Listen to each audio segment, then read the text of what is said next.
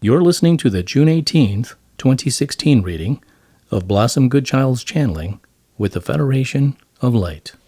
Well, hello. Straight to it, if we may. Just a follow-through from last week regarding you saying that your word for God would be Yahweh. One chap wrote in, almost in relief I felt, that you had finally slipped up and revealed yourselves to be the dark side that you are. And another lady was concerned, as she follows a reputable lady who says that Yahweh is a false light. I was not disturbed in the slightest about this, as that is their truth, and I have become so strong in mine.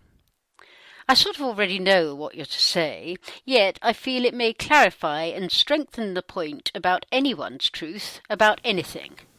Would you do the honours? Welcome, one and all. We would be delighted to serve as we always are and give credibility to our reasoning behind our statement of offering that name.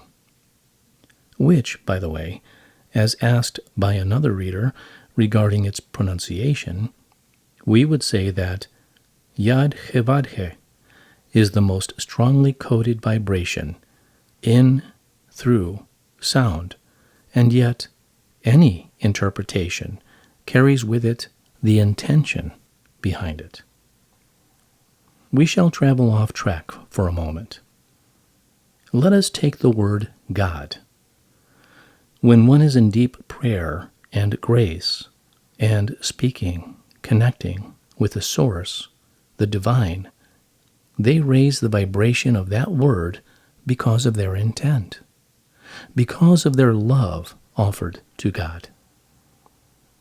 Yet, at another time, another soul may be in a mood of great fury and use the word through in such anger and hate, and that which you call blasphemy would then lower the vibrational sound of that word.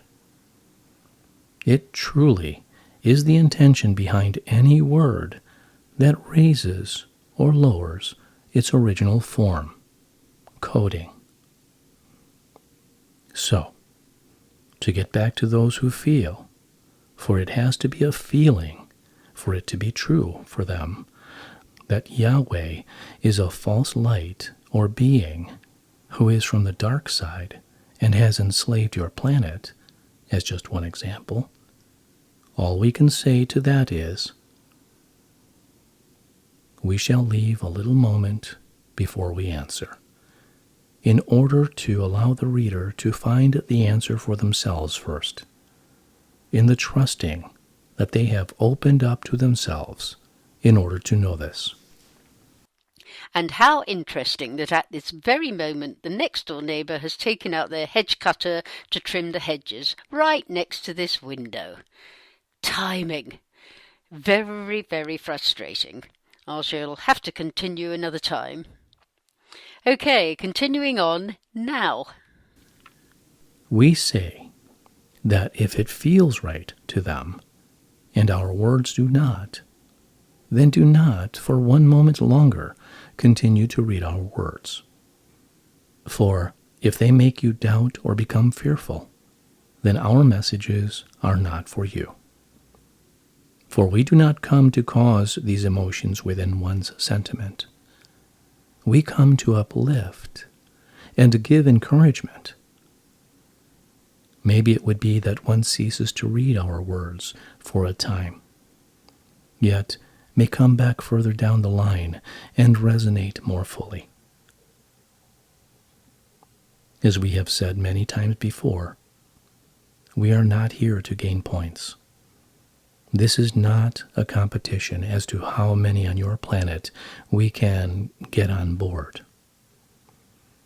Obviously, the more the merrier, and that fills us with great joy.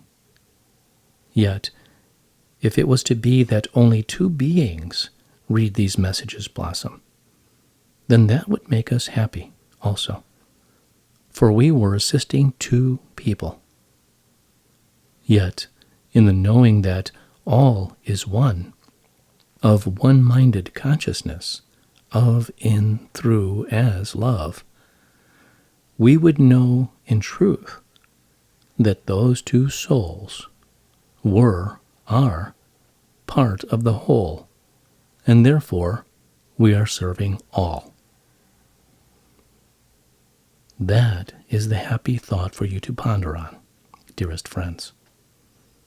That which you do for yourselves, you do for another. That which you do for another, you do for everyone. For the vibration of that thought, action, although offered to maybe just one, is actually received by one, for that oneness is all there is. It is your warped upbringing, shall we say, that allows you to feel that you are separated from it. You simply cannot be. Thank you.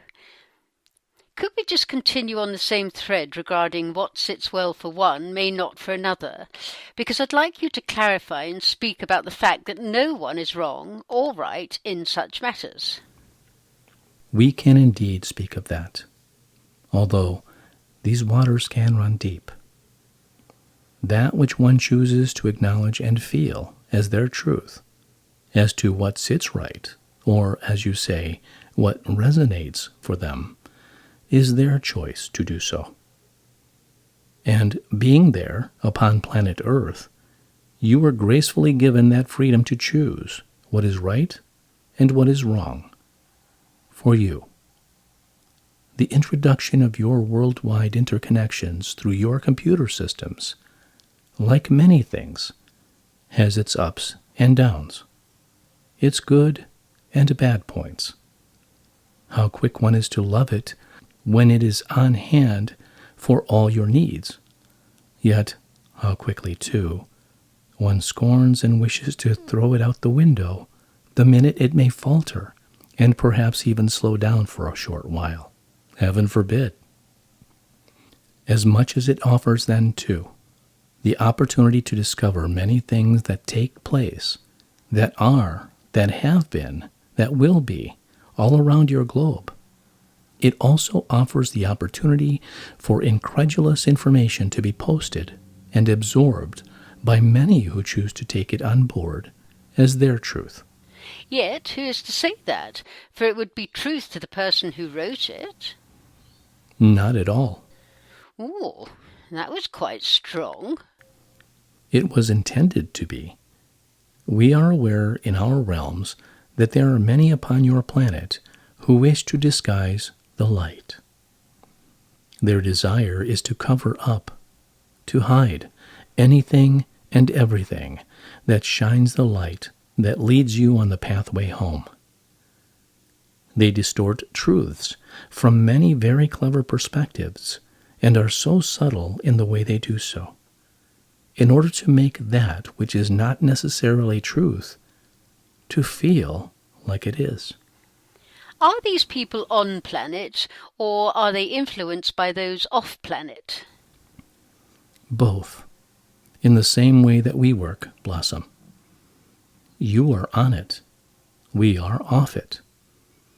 Yet our choice, yours and ours, is to bring upliftment and joy and our truth.